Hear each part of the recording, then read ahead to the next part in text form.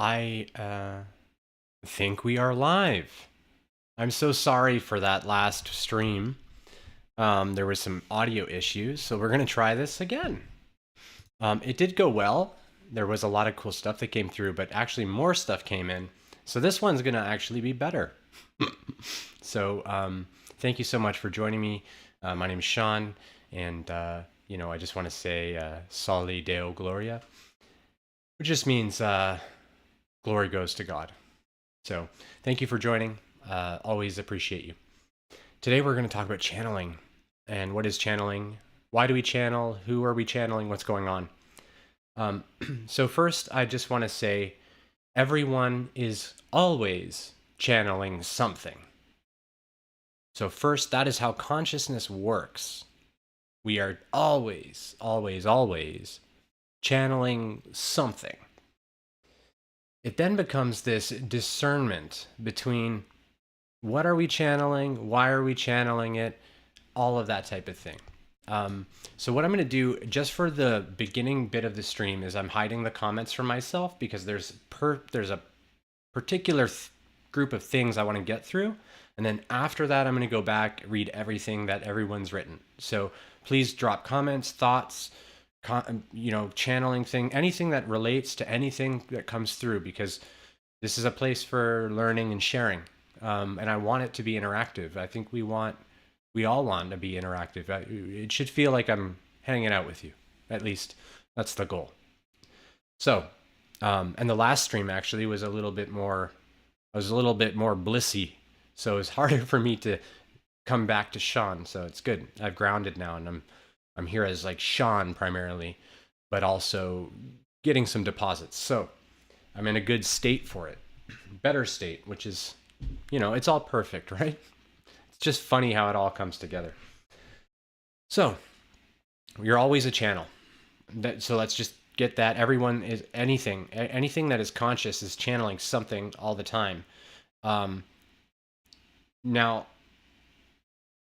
which is the creator.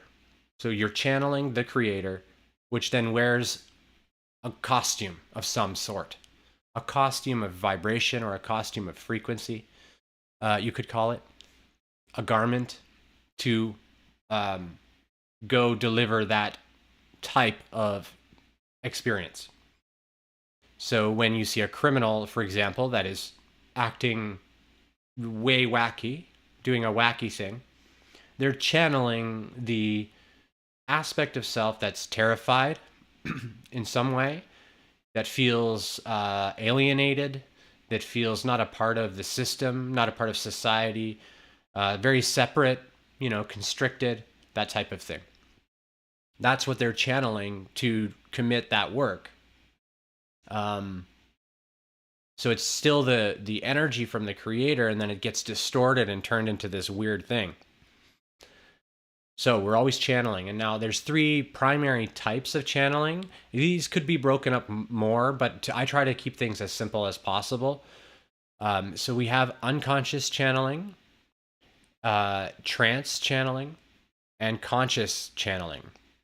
So unconscious channeling is just when the individual is not aware of what they're doing. So it could be rage, right? But it also could be someone like Bashar, right? Bashar, for example, he consciously chooses to unconsciously channel. So I may reference some different channelers and things like that here. It's not that I necessarily recommend them, though Bashar is quite stellar, literally. But although I may mention some names and things, by all means, I haven't read all their work, so I'm not, so take it with a grain of salt, and take everything I say with a grain of salt. So he's consciously choosing to let go and unconsciously channel. This is kind of what I do. It's basically what I do. The same type of thing. He has an entity come through that names itself. It says this is another soul, another entity that has a certain garb on, right? A certain costume, and comes in and has the name Bashar, or is given that name. Most names that we get from these entities are given to us in the framing of our language to help us understand their vibration, their frequency. So if you were to look into the etymology of Bashar, you'd find some resonance somewhere. It could even be like a bunch of initials of his family or something. It's you never know. So, really what channeling is for is spiritual sustenance. Every single thing we do is spiritual. People that are not resonant with spirituality in that way or willing to consider that as true are just generally not ready as souls to take on that type of learning. They're still doing other things as souls, and it's perfect for them where they're at. They're still channeling a frequency or a vibration of consciousness through.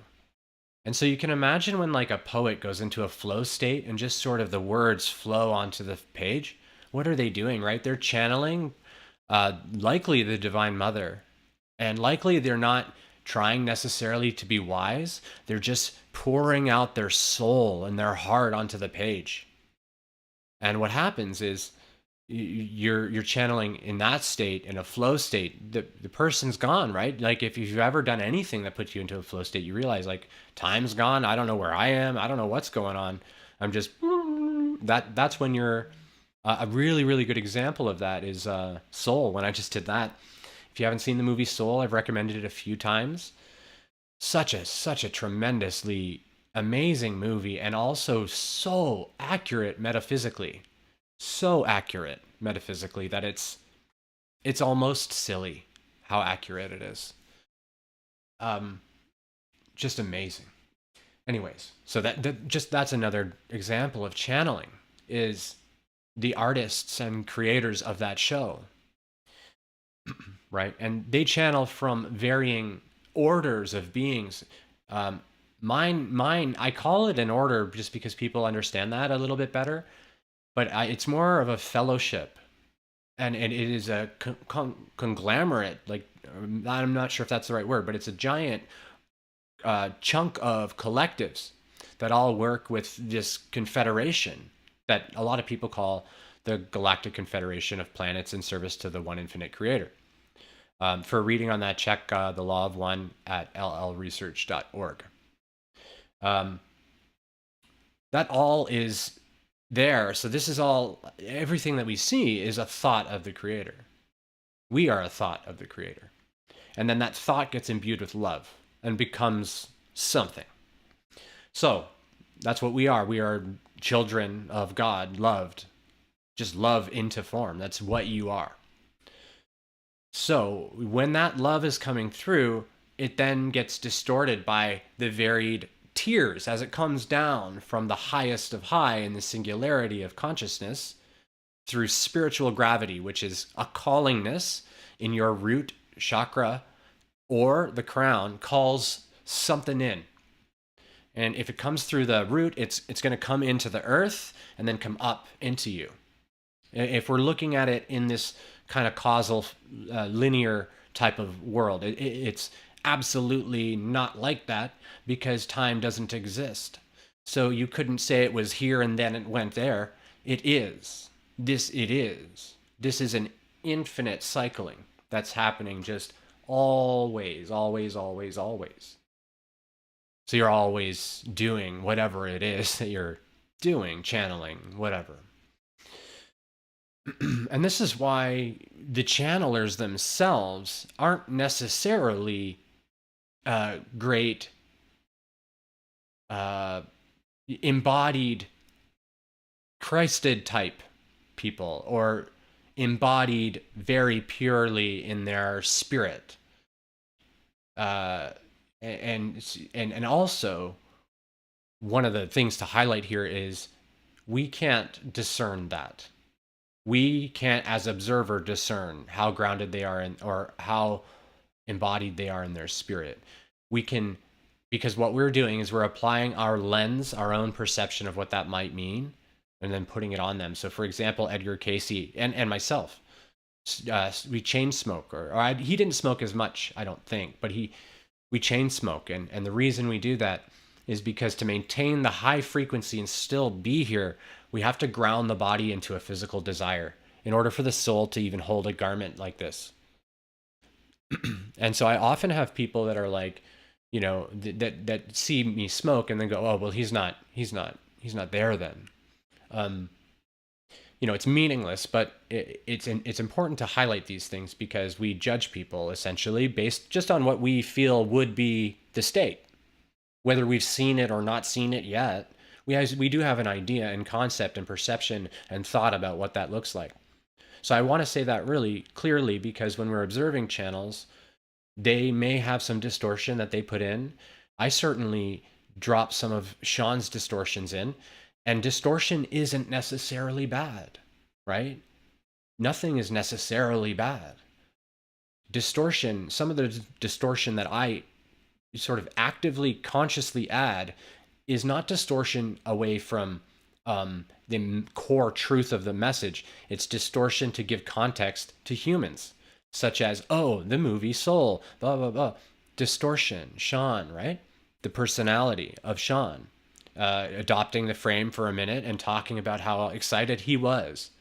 So I'm channeling here, and I actually just go between, depending on what the topic is.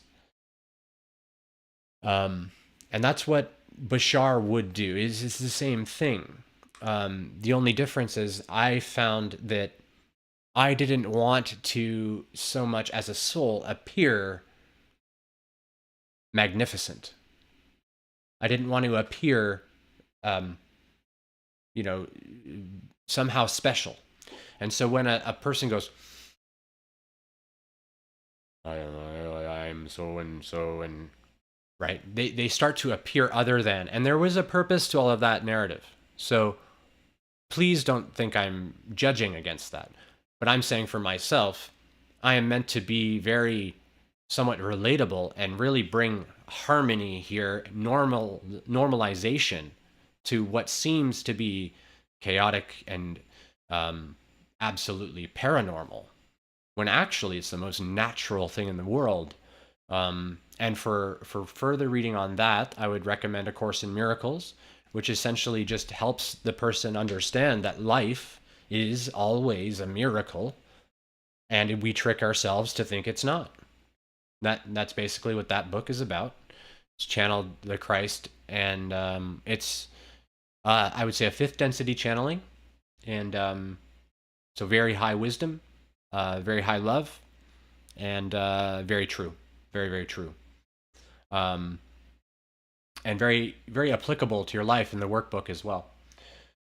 So now I want to go through like how channeling comes in, the actual process of the development of the package or download, and then the manufacturing of it. I call it specifically manufacturing because it's both birthing, which is the spirit birthing, and then into the manufacturing of the expression, which is done by the man, the human, whatever, right, or the woman. When I say man, what I'm referring to is Son of God, or the masculine principle of God, and the hand that moves things. So if you've watched some of my videos, you'll know that we frame the body as masculine. That's why Son of God. It has nothing to do with gender, actual biological gender. Biological gender does influence usually the vibration of the soul and stuff, but even that is kind of all over the place. But the process of learning is, first, the Divine Mother has a passion. There is a passion or a compassion. There's a yearning to offer love. Then she formulates that little gift and gives that to the Divine Father, the Lord, and says, "Here, honey, I have something for you." And he's like, "Oh, thank you, sweetie. I'm going to get right to it." Super enthusiastic, but absolutely, completely balanced in wisdom and love. Or, sorry, just in wisdom. So just as the Divine Mother is pure in love, he's pure only in wisdom. That's why I call him the wizard. And also it's my soul's resonance, right? That's where I'm from. That's how I've came to be as a soul, as an entity in my entirety. So he sort of just takes that package and says, the most wise thing to do here is, and then he births it. The Divine Mother is not able to see any negativity to that. So if he births it, she wants to show love, but the being calling for love may be calling in a distorted way, which is something like, I don't feel any love in my life. Please give me love in my life, for example. I understand that where that comes from. Like we make that makes sense, right? We don't feel enough love. We want it to come in from the world.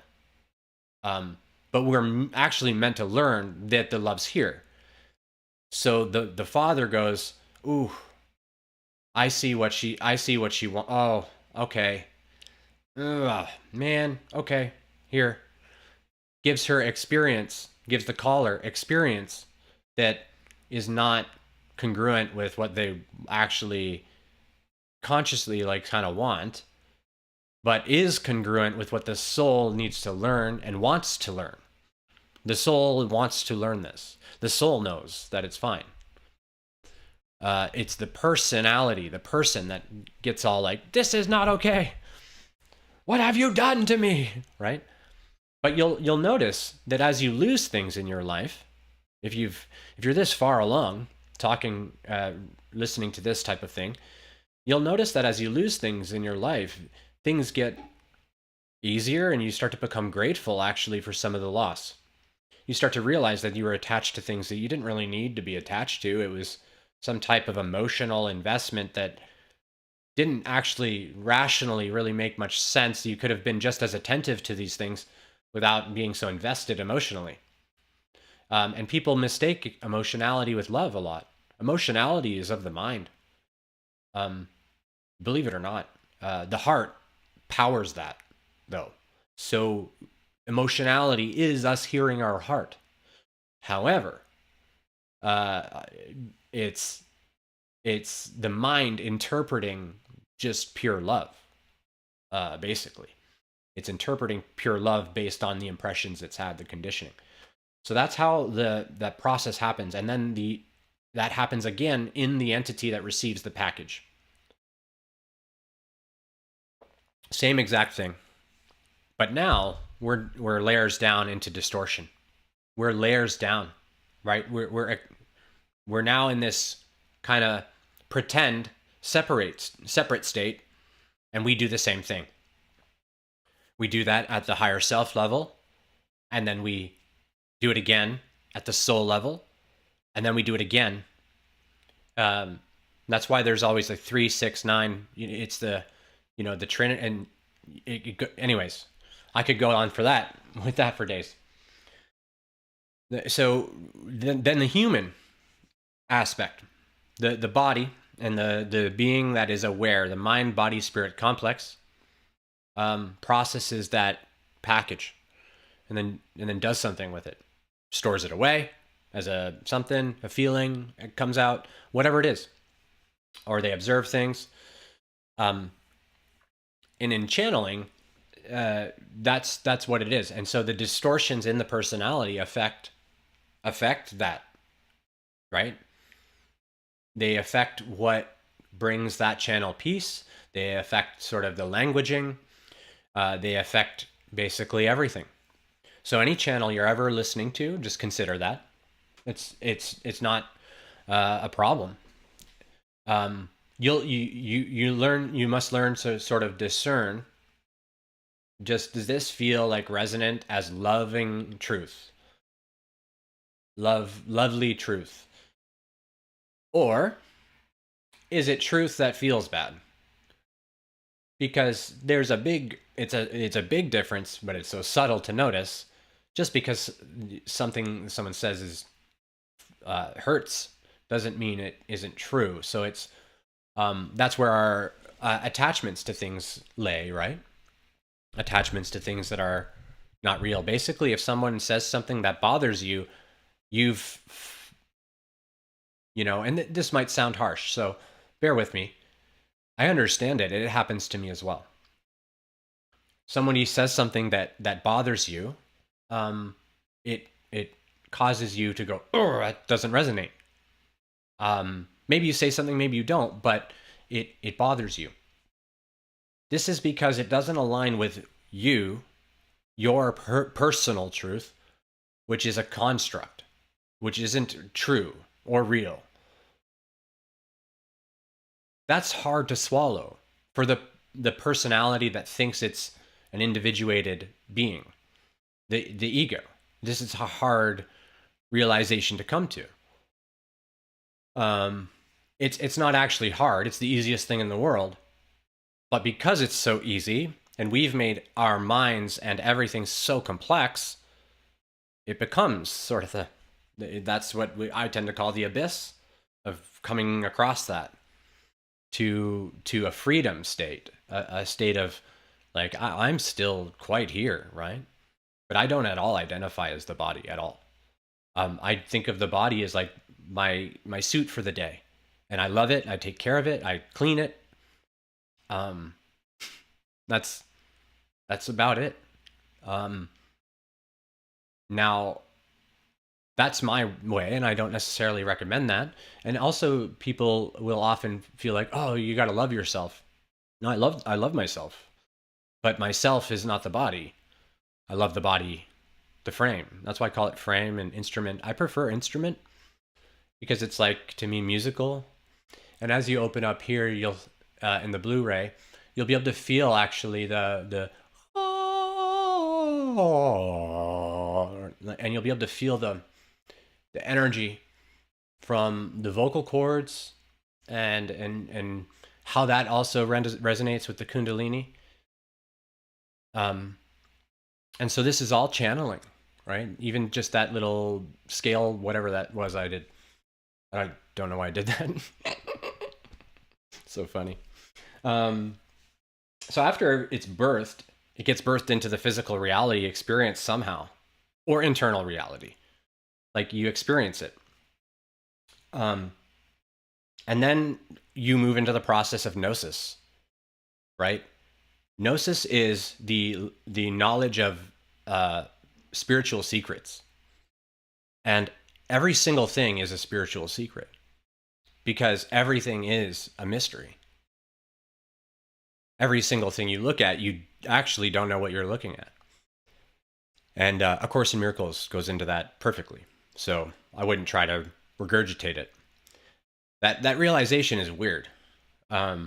If any of this is bothering you, not my intention.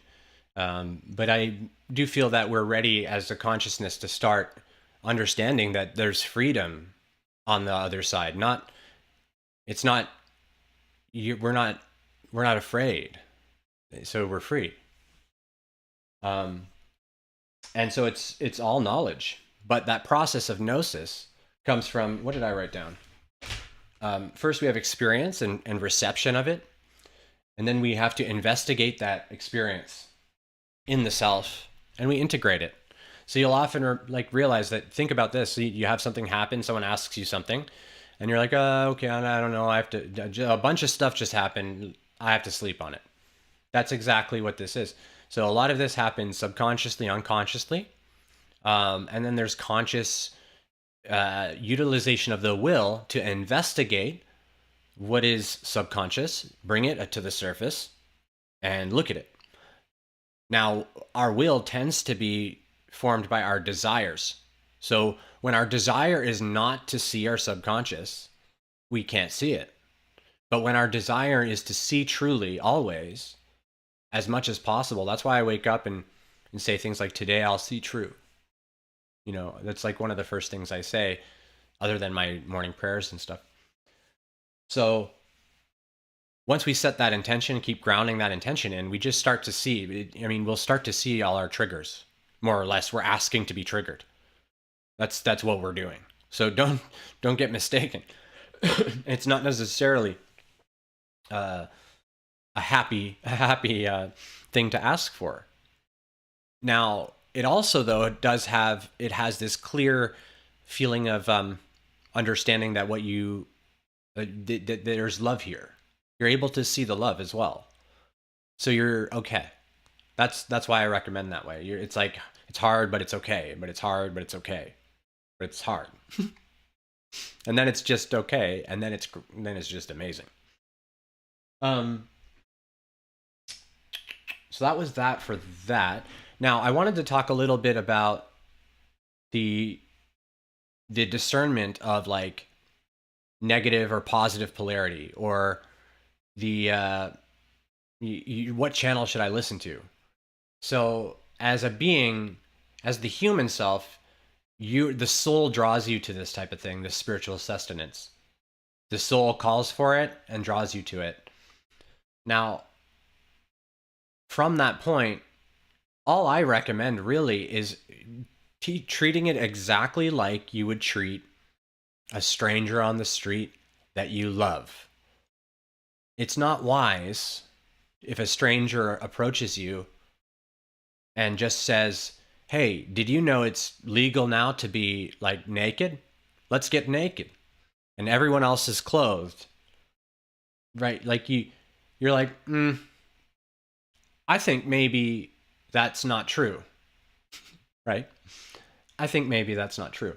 So you treat the channels like that. You go into them with that exact type of mentality. And then discern what they're saying. Are they saying something that's loving and unifying, or are they saying something that implies a weakness in me? Are they implying a weakness in me, or are they raising me above? Are they doing something like that with this channel? We discern that from the ones we observe, but also the ones that we connect with. And then we don't have to be afraid of any channel. Because there's wisdom in all the channels. It's just a matter of being able to navigate it. So now I'm just going to take a look at the comments. Oh, thanks, E. Straight fire. Yeah. Thank you. I appreciate that. I feel it, man. After the most recent, I did a ceremony during the solar flares, basically. And it just, man, I can't even describe it. One day I'll try to describe what happened to me, but I can't right now. So I wanted to offer as well, for more learning on the, what do you call it? The way that astral beings work, in the Autobiography of a Yogi. Hi, Amy. In Autobiography of a Yogi, by Paramahansa Yogananda, there's chapter number 43. It's called The Resurrection of Sri Yukteswar. And he goes into basically exactly what it's like to live in sort of an astral form. It's funny, he described, I hadn't read this chapter yet. He described exactly what I did. Like my soul. And I was like blown away by it, because it's just nuts. But it goes into detail on what those beings are like and what the masters there. So I was a teacher there before coming here.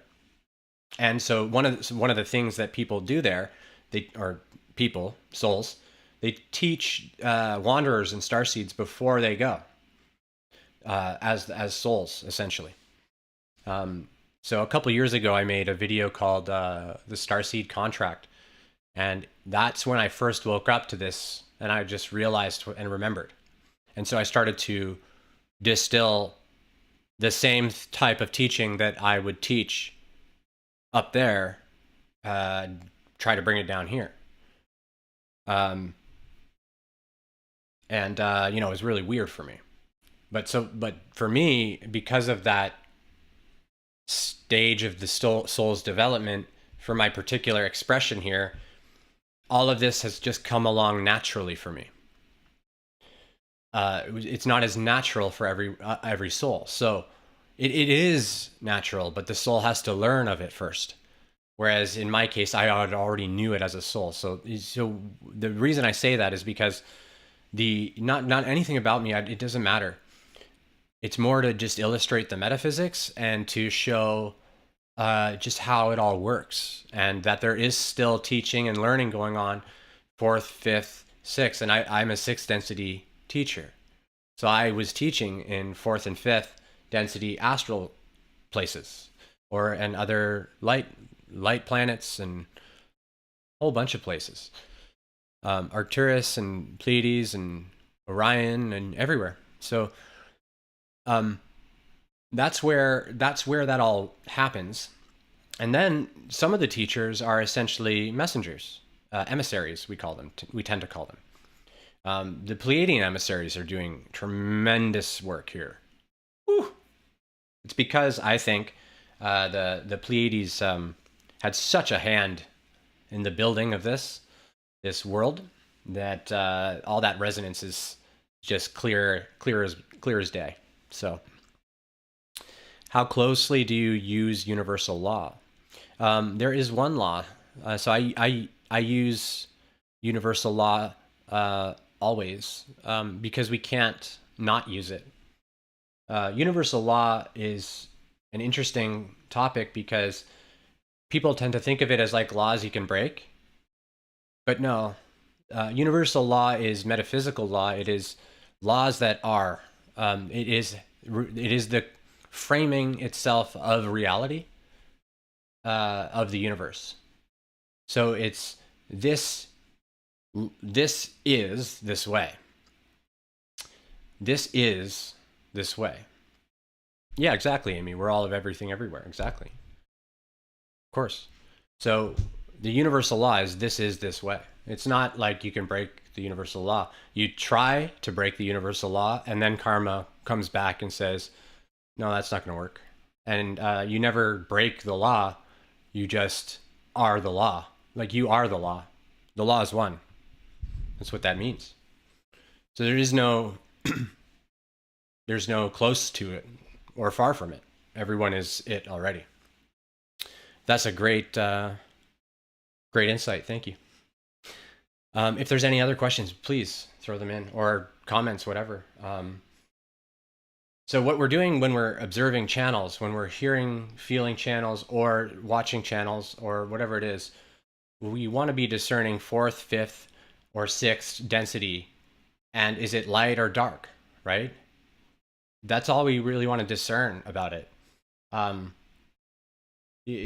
dark paradigm and channel is going to be saying something like something of fear somehow, or lack. Somehow something's lacking. Somehow something is fear.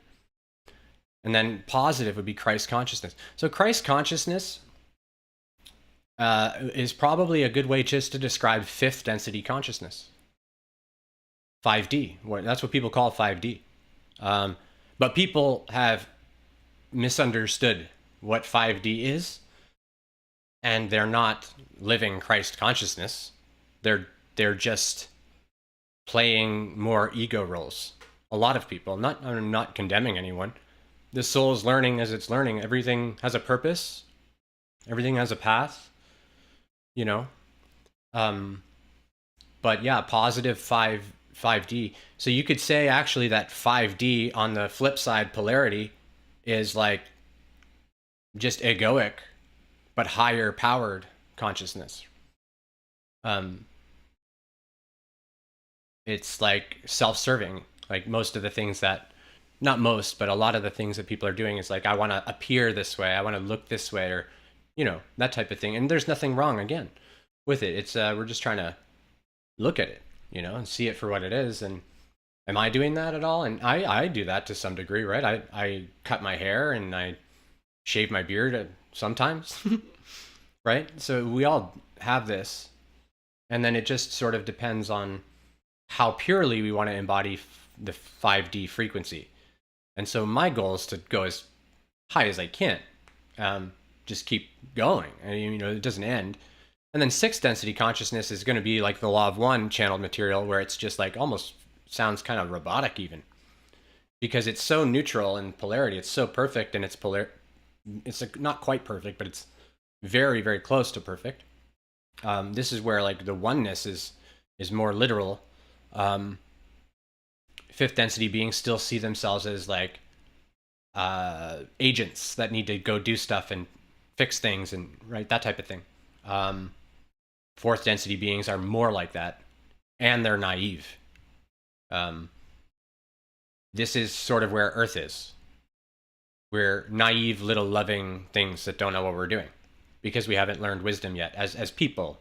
As the souls are different, but the people are like starting to embody fourth density love with lots of naivete.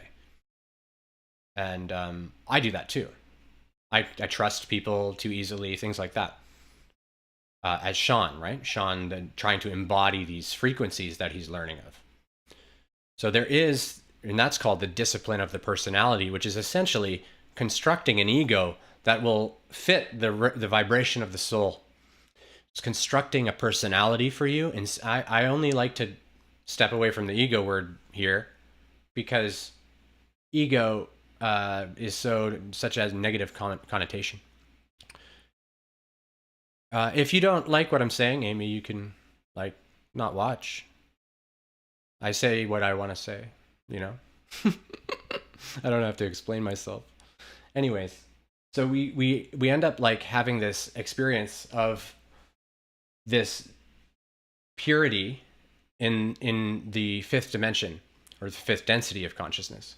And that fifth density consciousness just keeps flowing and growing in the person, which informs the growth of the persona and the shedding of what doesn't align, right? So it's kind of like this growingness of what is true, which is unity, oneness, allness, individuation. Why do I put no? You're yeah. I mean, you're asking yes, but oh, okay. No, I apologize. You know, I guess I get a lot of like weird kind of snarky type of like, oh, look at me, I would say it this way and he's saying it this way. And so, you know, I get that all day every day, so I sometimes am just like you know, so no offense at all. And you know, it's just sort of that. So I'll just go to what you said. So why do you put your soul into a box? You're saying my soul needs to, I need to. Because I'm talking at this place, I'm talking about how the personality is a separate thing that is fake, that we're molding, that thinks it has my soul. Right? So I'll interchange between talking about myself as soul or self as personality, and the languaging is confusing. That's why I just don't bother explaining myself usually, because it can be a little pointless. Like some people don't get it, and so I think you'll understand. But no, I'm not meaning to put anything in a box. That's just your mind actually doing that. I'm not doing that. I'm trying to speak actually from a more infinite perspective. So what we're doing then is just discerning the frequency. Okay, so is it nice? Is it loving? Okay, it's nice and loving, but is it also telling me that I need healing or I need something, or you know, that type of thing? Yeah, and you know, no fault of Amy's. That's my own shadow just popping up for a second, right? The shadow that, you know, I would have presumed was not there, but there it is, right? And I found that like a little frustrating, I guess, right? A little agitated, I guess. So it's all good. It's all gravy, baby. Makes no difference, really. It's really nice actually that I have that experience, because I can be like, wow, like, why didn't I just answer the question? Why did I presume it's one of these things? What, you know, there's a lot there for me to look at now. So I'm grateful, to be honest. And that's why part of this whole thing is meant for me to be very transparent like that. Very like, yeah, there's still stuff like just because I'm teaching doesn't mean I'm not still learning as a soul. And there's still a lot of stuff that's veiled to the soul uh, based on whatever we're doing here. So there's still a whole heap of things that I'm trying to grasp and understand just about myself. But the main thing to remember, I think, with channeling is whenever we're doing it. So even if like we're having schizophrenic type things, and I have to say I'm not a doctor or anything like that. This isn't medical advice, but A Course in Miracles says nothing real can be threatened. Nothing unreal exists. Herein lies the truth of God, the peace of God. Oh, 143. Happy I love you day. Prayer to Mr. Rogers. He used to weigh 143 pounds, and that's what I weigh, basically. I weigh a little less, I think, or a little more. But, oh, no. I appreciate the question. At first, like I said, it got to me, but Mr. Rogers is my homie. He taught me about love and how special I was when I was a baby. So, what was I going to say? I was talking about something. Oh, so eventually what we want to do is realize that what I'm saying is totally true. We're just channeling something all the time. Then we go, doesn't that mean I could just talk to the big guy and the big lady? Couldn't I just have the Holy Spirit, however we want to frame the nomenclature? Couldn't I just have that direct and pure? Of course you could, my love. Right? Of course you could. Of course we can. However, the challenge is that the frame and the mind-body-spirit complex, so this part of us basically doesn't believe that can happen. So we have to like convince ourselves, usually. So that's essentially what everything I ever talk about is trying to convince people that that's possible. So we can channel any entities. I speak with Ra, I speak with Ka, I speak with the Divine Mother, the Father, I speak with Christ, I speak with Yeshua ben Joseph, I speak with many, Thoth, whatever people call him, which I feel actually might just be Christ, the Christ, incarnate into that being. Though I'm not sure that his behavior was as Christy. That's my new word, Christy. I'm sure people have used it before, but I think Michael Murdad's used it. But yeah, so what we think of as Christy is typically like Jesus-y, right? But Christ is just a pure love soul, or not soul, consciousness frequency that invests a frame into do work, right? That's essentially in this logos. That's basically what Christ is, as far as I've seen. And there's different ones all over the place. So Christ isn't, like, as far as I've seen, the only one like this. It's the one that our sun uses. Like, our sun is that. We could literally call our sun Christ, basically. But our sun is also the Father and Mother. And that's what that fusion is always happening and then bursting it out. It fuses all Mother, Father, fire, blah, and then throws it at the earth. That's all it does. And that's actually a result of what would be called probably coitus. It's basically just sex. Beings having sex in the sun. That's what we're talking about today. But that's what makes suns, yeah. It's so funny. Not all suns are like that, but ours is. So that's why we're all, one of the reasons we're all so sexual in nature. But we've misunderstood what sexual even means. we've taken the animal sexuality and been like, that's the way. But sexuality and true intimacy isn't at all like that. It doesn't mean you can't do that. It's just that humans have done the normal things that humans would do that were coming from animalistic ages.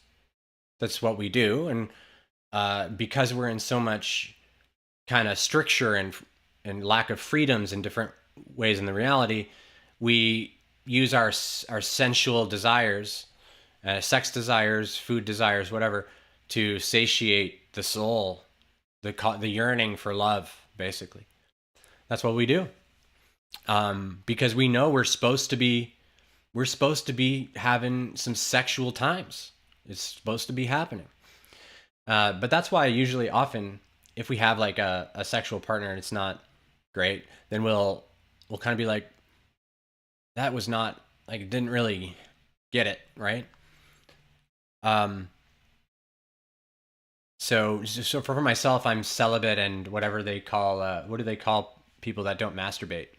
Whatever that is. I don't do those things right now. Not because I have a moral reason not to. It's to build Solomon's temple. Which you could read about in probably the Golden Dawn material would have that. I imagine. I've never read it. Solomon's temple in a man, anyway. I don't know how it works in a female body. I don't think it's the same at all. I think they have the temple already constructed, to be honest. And that's why they generally, females are closer to the creator from birth. Because men, essentially after puberty, start to ejaculate. And they basically open the temple and keep it open. And you want to close the temple, close circuit. So that you have, so essentially it basically makes me a woman. It allows me to be purely the mother if I need to be. Because if I have the sexual stuff going on, like the animalistic sexual impulses, I'm not talking about intimacy and sensuality, and that those orgasmic places are actually so much better that it wouldn't matter. Like if somebody could put their finger on you, just on your chest, and you have an orgasm, right? And not ejaculate. Like that's, or if you're a woman, just have however it works. That's essentially what I'm preparing for. But the vessel itself, needs that closed circuitry. If we're wanting to do the work I do. Not this work, but the magic work and to get the most potency of it. That's why it's recommended all over the place. In some of the faiths, like the differing faiths, the rules around it got moral, right? Yeah. Yeah, I went through the deathless death, I called it. Yeah. Or I call it. Other people call it that as well, yeah. Yeah, definitely. It's typical of any soul that's ready to awaken to Christ consciousness, 5D. They go through that and then they have to reorient. Yeah. And that process can take a long time or it can take a short time. Kind of depends on the age of the soul at that point. Like you said, all is one, one is all. Eternity is forever. So it doesn't matter. But it's all very interesting, right? It's such an interesting concept. It's lovely to talk about these things. The truths of creation in linearity in some type of way. Very interesting. I don't think I've said anything super new other than, for me, it was new to hear Sri Yukteswar. And also I just found out this morning that Druids, which that's what Sean's lineage is, were essentially used to be in an order sort of with the Brahmin. And it just all makes too much sense. So it's like, and also when reading Autobiography of a Yogi, I cry all the time, just constantly crying at the reverence for what they are doing. I'm almost going to cry now. So basically, I see them as complete brothers, these yogis. And I haven't studied any of their amazing teachings, really, other than this book. And I read the Bhagavad Gita as well, but 3 dark nights of the soul, but went to the hospital. Huh? Went to the hospital. Why would you? No, the deathless death, you wouldn't go to the hospital. Well, you could. I mean, you go anywhere. Yeah, I died. I don't know. I don't know what else to say about that. Ever since having spontaneous heart center orgasms and once emanating from my ear, I felt drawn to explore the true intimacy, as the old ways of purely physical sex are painful to even think of. I've even been guided to celibacy for now. Yeah, exactly. I noticed the same thing. It was painful. I still enjoyed it at the time. A lot. But yeah, it was time for me to stop as well. I also didn't have a partner to do it with, so that helps. Right? Or time to do it. Yeah. I don't know, it just wasn't on my list. It's not on my list of things to do, you know? And for men, the masturbation thing, you could search probably in like NoFap, like, and there's a whole range of testimonies and testimonials about how beneficial it is for men. And it's all true. And so any man that does it is going to find an increased vitality, increased everything. They're going to be more attractive, probably, to women as well. You know, those types of things. They'll notice those feelings, or they'll just notice that they're more radiant, more lively. And then if you're into spiritual work and spiritual stuff, then you can be more with that. You can get more of that too. Yeah. But yeah, I would say that NDEs, Amy, are very yeah. Yeah, basically. The Faraday cage. I'm not sure what the Faraday cage is referring to exactly, but I call it the corks. There's 3 corks that seal the chakras from opening up into the heart and then bursting the heart open. And those have to be shown to the soul that's ready that they're not real somehow. So it happens any number of ways.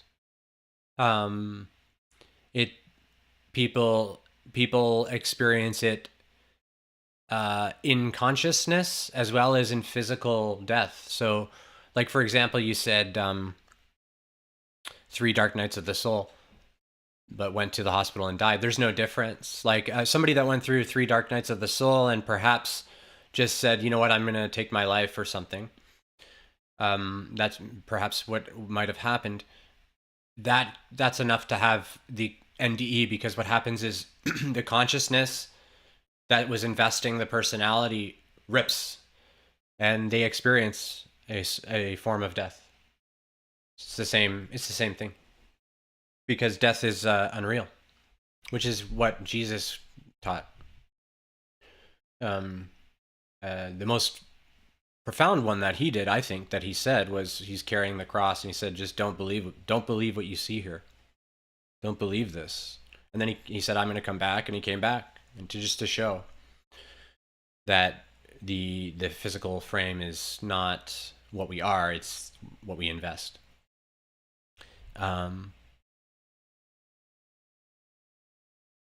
It's interesting these days to see such hypersexualized people, but they have no idea what they're missing. It's like only part of the equation, missing the soul. Yeah, for me, it's like I have essentially orgasms all day. Like, funny to talk about. But they start in the spine, really in the back of the spine. And I just, I have like a 10-second orgasm. Yeah. And then sometimes I weep during or after, in joy and ecstasy. That's not always the case. It hasn't always been the case, of course. But that's why I advocate the path that I'm on and try to be transparent about it. It's not actually to say, look at me. It has nothing to do with me. Always just about like, hey, here's an example of a person that's doing the same stuff you guys are. That's how I really try to see it. And I do frame myself as teacher just because I know some things and I'm able to bring through things that seem new and help people. But even then, I see myself as student and teacher. It's not vulgar. Yeah, it's not vulgar at all. No. That's why I don't like to use the word orgasm. It's kind of funny. But that's what it feels like. It's a godgasm. That's what it is. It's the Holy Spirit. Usually for me, it's like I've just really did something good in my consciousness or in the world, or I've said something really nice. I get them actually when I'm talking to people and during the stream. So if you see me doing that, I'm probably having one. Is that gross?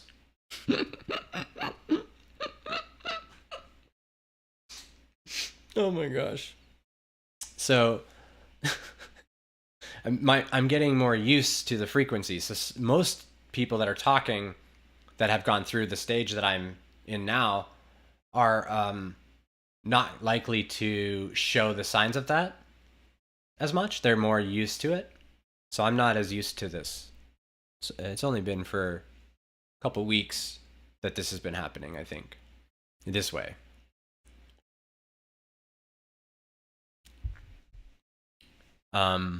Since awakening, I've noticed my dreams have taken on more cleaning up and fixing. Other lives that contained traumatic endings, including planetary invasion. Yeah. Putting myself back together. Yeah. Healing's non-linear in that way. So all of the lives are actually parallel, right? Other dimensionalities, your soul, so my soul or the part of me that's teaching wherever is still doing its thing. Like it's doing its thing, and a tiny portion of its consciousness is invested into the frame. That's what's happening here. So yeah, so we'll start to have dreams that are oriented to show us some of that, remind us about some of it, both for our wonderment, also to test ourselves to see what kind of things we can observe and how we observe them. Are we scared of them? And is there things we need to look at there as a soul? Because there's stuff as a soul that when our awareness pops, oh, me too. Thank you, Amy. I really appreciate you coming. Sending blessings. Really appreciate that. Oh, thank you, Angelic Sunflame. I appreciate that. Thank you. That was sort of the plan. Like I woke up and knew it was going to happen. And, it took longer than I wanted it to. I'm not done. But, got very impatient as a human. But, it's all smooth sailing,